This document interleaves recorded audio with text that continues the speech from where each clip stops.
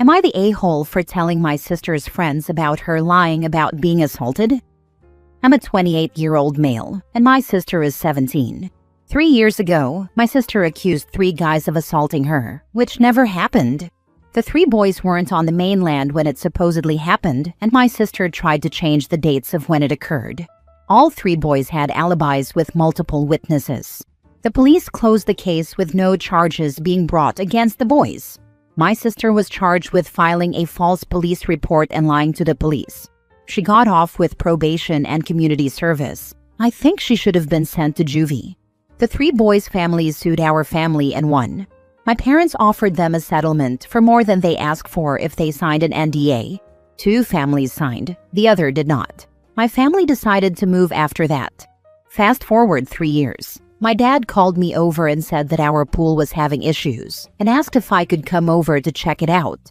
I own a small pool cleaning business with my friends. When I came over, my sister and some of her friends were hanging out. When my sister saw me, she made a joke like, "Oh, we got the poor pool boy to fix the pool," and made more jokes while I was there. I didn't respond. After I found the problem, fixed it, and was getting ready to head out, she said that she hopes she doesn't end up like me, cleaning pools for rich people one day. I responded that she didn't have to worry, because she would probably end up in jail for lying about being assaulted again. All the guys stared at her, and she started to cry. Later, I got a call from my dad, saying that I was an a-hole for saying that in front of her friends. The guys told everyone at school, and now she was scared to go to school.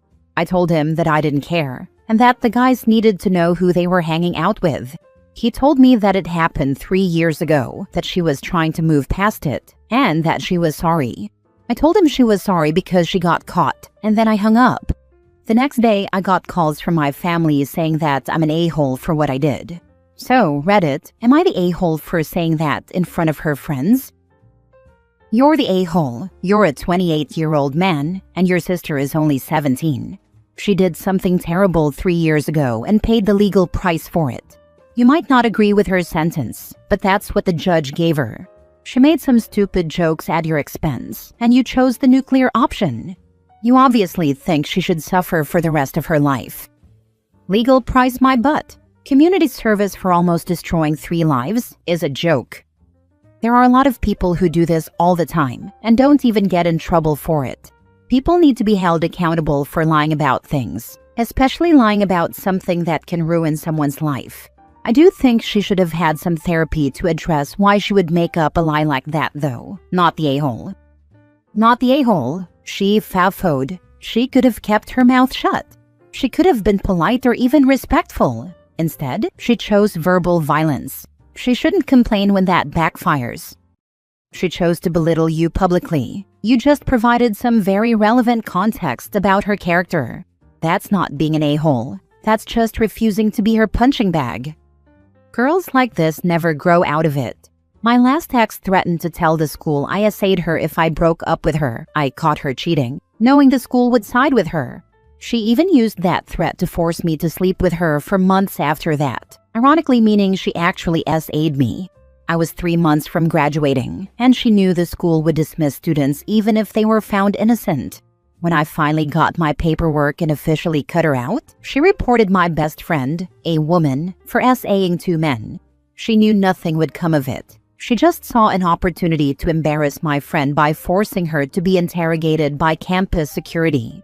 It's been just over 10 years, and in that time, she's married twice and cheated on both husbands. Clearly, she hasn't changed. Not the a-hole. My younger sister and her family mooched off our parents so badly that our dad told us, if we ever have to sell the house, your sister has bankrupted us. Yes, they sold the house. Her husband is dead by his own hand. She and our mother now live with our oldest sister and her husband. Our son is very close to his uncle and feels sorry for him because he's living in his own home with our mother, our youngest sister, and his wife. Our son bought season tickets and takes his uncle to the college home games. It's his uncle's alma mater in hometown. Our son went over to pick his uncle up to go to the game, and my younger sister started bitching at him. She has absolutely no right to do so, and he snapped back at her. My oldest sister, his aunt, admonished him for speaking like that to the younger sister, also his aunt. Our son told them, "You're gonna play with fire, you're gonna get burned." Guarantee she will not try that attitude on him again. Our son said he will not take criticism from a woman who bankrupted his grandfather whom he adored and who never held a job longer than a year. Same for her late husband. If you're going to dish it out, you'd better be able to take it back. Next story. Am I the a-hole for supporting my best friend and telling him to press charges against my son for stalking his daughter? A couple of days ago, my best friend came to me angry. He showed me many pictures of my 22-year-old son messaging his 18-year-old daughter, and it went on for months. She had just turned 18 a few weeks ago. The last thing he sent her was a D-pic, and she finally showed her dad, and he lost it. I apologized and said I had absolutely no clue about it. My son lives hours away now. He told me he wanted to go to the police about this, and I told him absolutely that I'd have done the same. He did, and he reported my son. I still don't really know what's going to happen now, but whatever happens, it's my son's fault. My son tried saying it's not him, but she had taken screenshots and screen recordings, and it's definitely his account. Even the D-pic is his. He has a small tattoo on his hand, and it's there. I'm freaking disappointed and angry at him right now, and I don't want to support him at all in this. I apologized to the girl, and she told me it's not my problem. My wife is upset about this. She's horrified at what he did, and she also apologized to the girl, but she says we shouldn't have involved the police, and that I should support him because he's our son.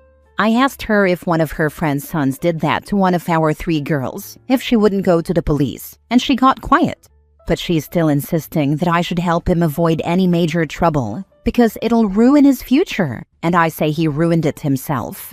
And honestly, my friend is a saint, because if some bastard did that to one of my daughters, I'd have sent him to the hospital, not the police. But am I somehow the a-hole here for not supporting my son at all?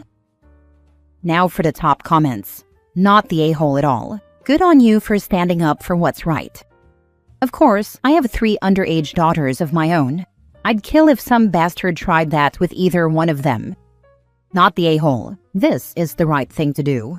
He isn't your baby boy anymore. He's a grown-ass man. Tell your wife that. He willingly made the choice to prey on a teenager. He would do it again if you hadn't done something. This isn't some one-off thing people do. She isn't just some teenager as well. She's my goddaughter. Not that it's okay to do that to anyone, but it's freaking disgusting. Tell your wife you are protecting your son from serious legal harm. If he gets in trouble now for sending harassing texts and a single D-pic, then he might stop his abhorrent behavior. If she protected him, he'd know he could get away with it, and would have escalated and possibly done even worse things to your goddaughter or other women. You did the right thing. My daughter was harassed and threatened by another student when she was in high school, both minors. We filed for and won a protection order in court. Besides filing charges, your friend should go after a protection order immediately. His daughter may be granted an immediate no-contact order while the process plays out through the civil court. My daughter was granted an emergency PO before it was finalized for 2 years. I'm so sorry for your daughter, man. Hope she's doing better now, and screw that bastard. Next story. Am I the a-hole for refusing to go back to my ex, even though she is going to therapy and changed her behavior? I, 42 male, have been with my ex-wife, 41 female, for 22 years, married for 17. We have 2 children, 16 male and 12 female. My ex always had massive anger and trust issues, stemming from abuse she experienced as a child and teenager.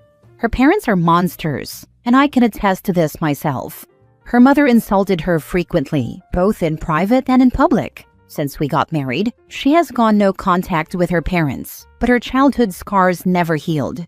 She used me as a punching bag, and I let it happen because I was operating under the idea that if I loved her enough, she would eventually heal. She loves me and I know it, but her version of love is twisted and harmful, and my tolerance has run its course. I suggested she go to therapy several times, but every time I did, she got abusive and told me that I needed therapy, not her. I am already in therapy and have made progress on my own issues, but she continued to refuse, until I finally broke up with her after she insulted me, for maybe the 1,000th time. She knows exactly how to hurt me with insults, silent treatment, and withholding sex. In the past 6 years, we have not been intimate more than 10 times. She is also an expert at gaslighting.